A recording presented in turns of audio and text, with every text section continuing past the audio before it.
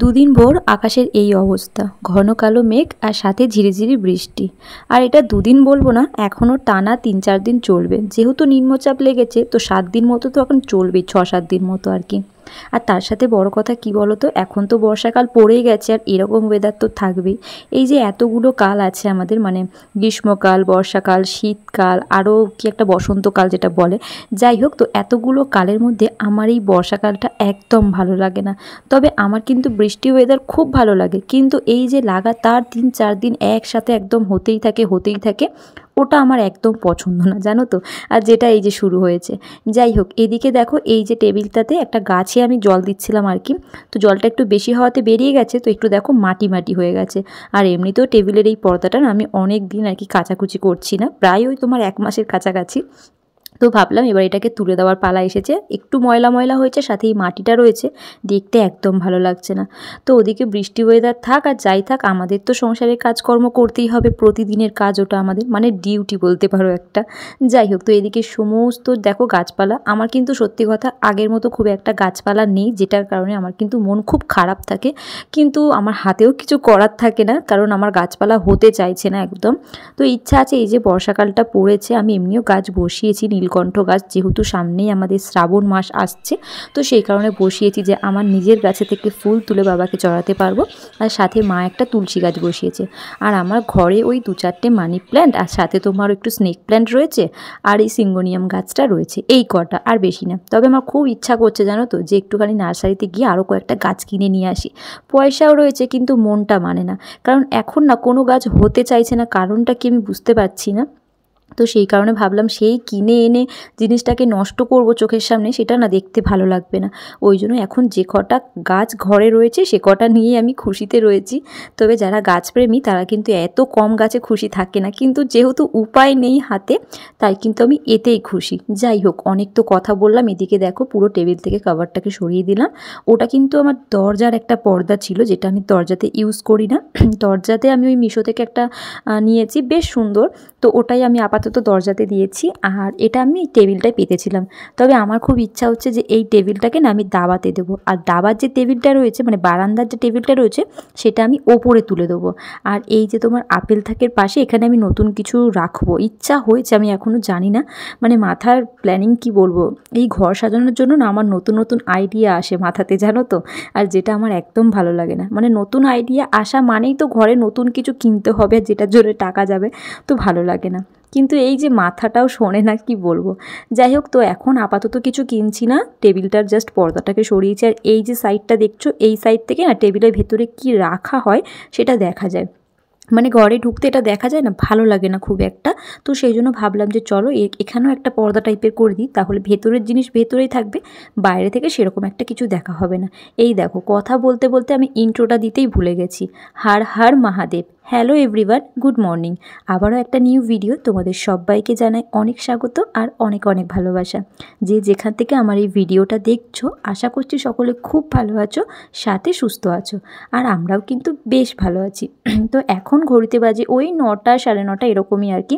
এখন থেকে তোমাদেরকে সাথে নিয়ে আমি আমার ব্লগটা স্টার্ট করলাম।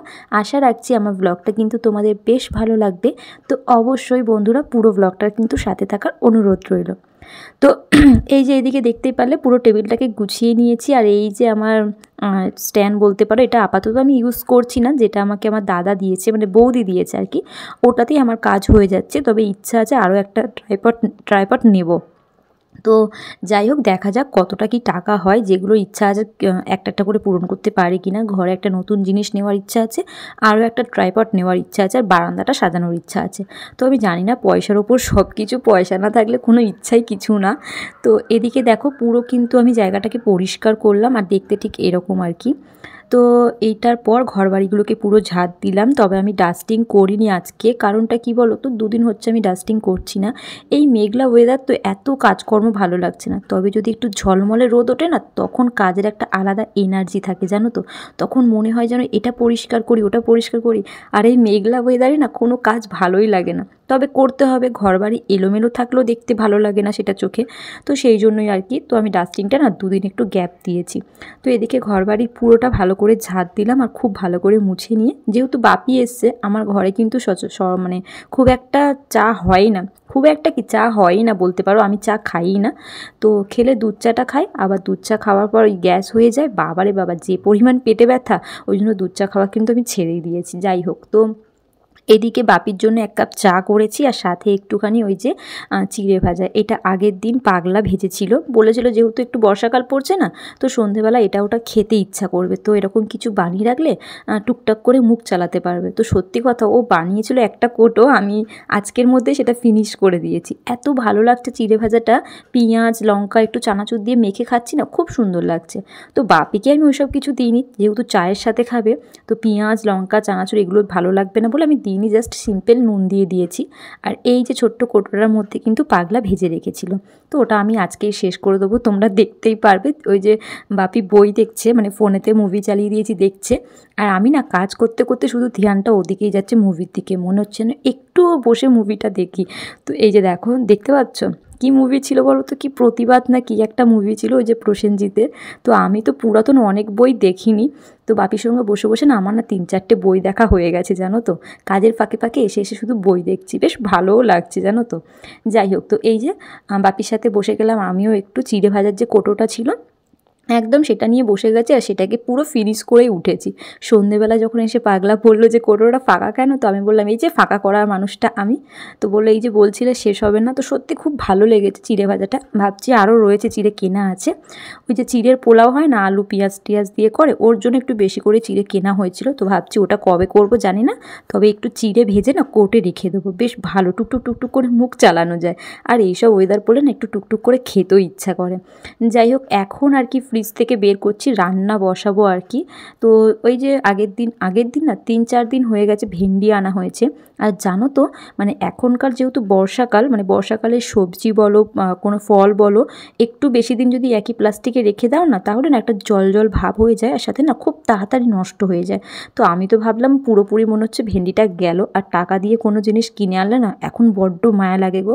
আগে মা বলতো যে এটা নষ্ট করিস না, ওটা ফেলে দিস না, তখন বুঝতাম না, কিন্তু এখন যেহেতু সংসারটা নিজের ওপর এসছে না, এখন বুঝতে পারি কোনো জিনিস ফেলতে ভাবি যে না রেখে ঢেকে খাবো, কিন্তু জিনিসটাকে নষ্ট করব না। যাই হোক, তো দেখলাম যে না ভেন্ডিগুলো খুব ভালো আছে, তো আমি ভাবছিলাম যে কালকে করব, তারপরে ভাবছি যে না থাক, এমনি 2-3 দিন হয়ে গেছে, ভাজা হয়ে গেলে এমনি খাওয়া হয়ে যাবে। তো সেই জন্য ভেন্ডিগুলোকে আর কি কাটাকুটি করে নিচ্ছি, সমস্তটাই ধোয়া হয়ে গেছে, আর সাথে একটুখানি আলু বটবটি না ওটাকে কী বলে, বিনস, আর সাথে ক্যাপসিকাম একটু গাজর পেঁয়াজ লঙ্কা কেটে নিয়েছি। মানে আগের দিনের একটু বাসি ভাত ছিল, তো ভাবলাম চলো একটু ভাত ভাজা করা যাক। তো সেরকমভাবে মানে যেরকমটা ভেবেছি সেরকমটাই বসিয়ে দিয়েছি, দেখতেই পাচ্ছ আলু ভাজা বসিয়ে দিয়েছি, সাথে একটুখানি তোমার সর্ষে দিয়েছি। আমার আবার ভাত ভাজাতে সর্ষে দিতে বেশ ভালো লাগে, জানি না কে কীরকম করে, আমি কিন্তু এমনভাবেই করি। যাই হোক, তো এদিকে দেখো পেঁয়াজ না গাজর ক্যাপসিকাম তারপর তোমার বিনস সবটা দিয়ে দিয়েছি, খুব ভালো করে নাড়াচাড়া করে আর কি। তারপর লাস্টের দিকে পেঁয়াজ দেবো, কারণ পেঁয়াজটা একটু ফাস্ট দিলে না খুব তাড়াতাড়ি জ্বলে যায়, তো সেই জন্য আমি একটু লাস্টের দিকে পেঁয়াজটা দিয়ে থাকি, চাউমিনে ভাত ভাজায় ম্যাগিতে একটু লাস্টের দিকে পেঁয়াজ দিয়ে থাকি। যাই হোক, তো এদিকে এটা খুব ভালো করে নাড়াচাড়া করবো। আমি কিন্তু এখনও বন্ধুরা দুপুরে রান্না বসাইনি, এটা ভাবছিলাম যে ভাতটা বেশি রয়েছে, তাহলে একটু বেশি করে ভাতটাকে একটু ভেজে নিই, তাহলে বাপির আর আমার খাওয়া হয়ে যাবে, অনেকক্ষণ পেটে থাকবে।